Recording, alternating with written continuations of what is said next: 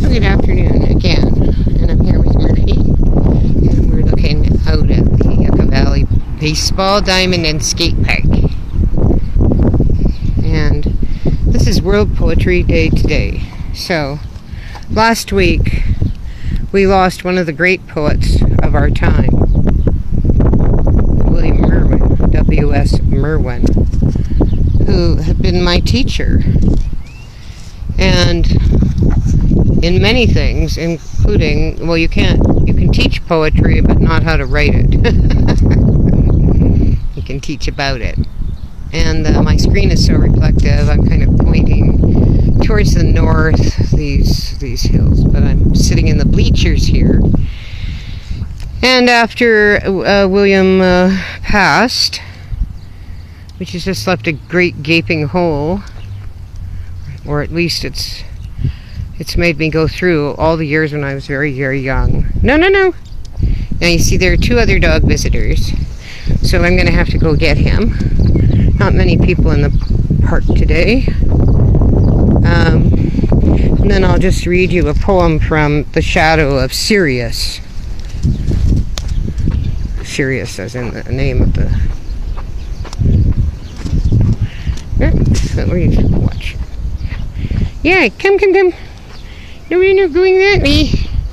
Alright, so here's we are. Alright, coming back.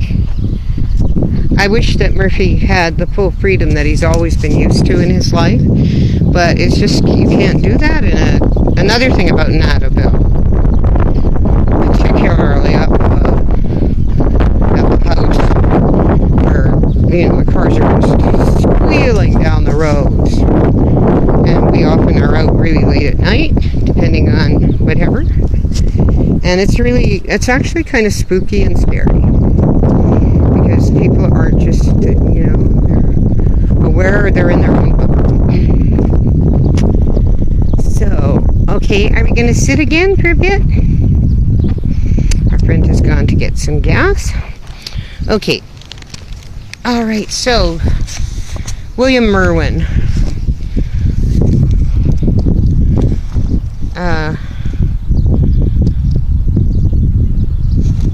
What do they say about William? Well, here's what it says on the back of this particular volume. When I think of the patience I have had back in the dark before I remember, or knew it was night until the light came, all at once, at the speed it was born to, with all the time in the world, to fly through, not concerned about ever arriving. And then the gathering of the first stars, unhurried in their flowering spaces, and far into the story, the planets cooling slowly, and the ages of rain. Then the sea starting to bear memory, the gaze of the first cell at its waking. How did this haste begin, this little time? At any time, this reading by lightning. Scarcely a word, this nothing, this heaven. I realize in just reading that, because I'm just picking a poem at random out of the book now, that I just wrote something last week. I had been thinking about him a few days before he died. That at the end of it, and it's on the blog here,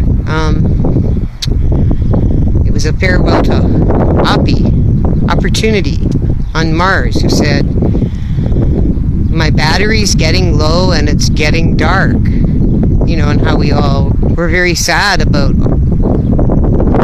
as humanity, about Oppie's demise.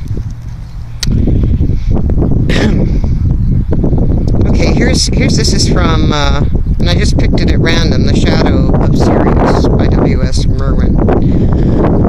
And I'm just going to point up to the sky for this.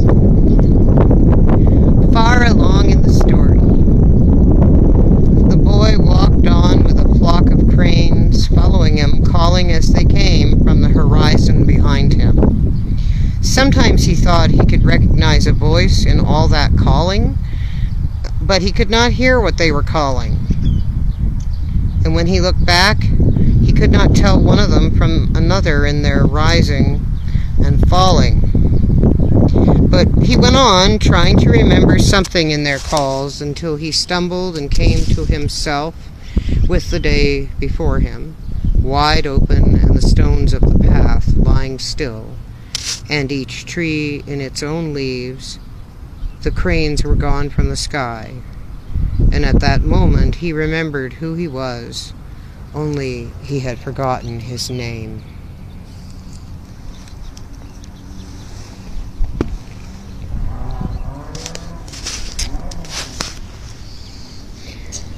Well, the other thing that I wanted to read, I've been discovering Ali Smith, who is a Scottish writer, a marvelous writer.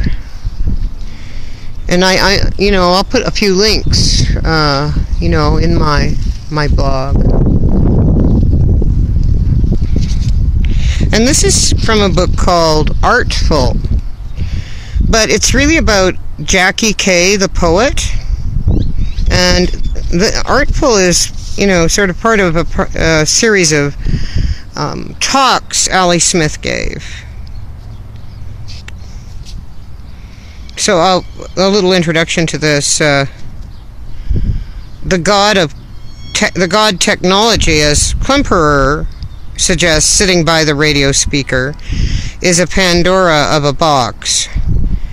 It can make the invisible visible, do wonders, help win and stop foul wars. And out of the same place comes the first shattering, then numbing power to make history repeat until it becomes banality, to use the word Hannah Arendt did to describe Nazi evil. Its knowing brings with it, like all knowledges, a twin forgetfulness, and the most recent form this forgetfulness takes is made visible here in the following poem by Jackie Kay, whose subject is a poet doing an online search for an old poem of hers which happens to be about another pivotal moment in time. The time when one century turns into another. Its title is http://www.google.co.uk/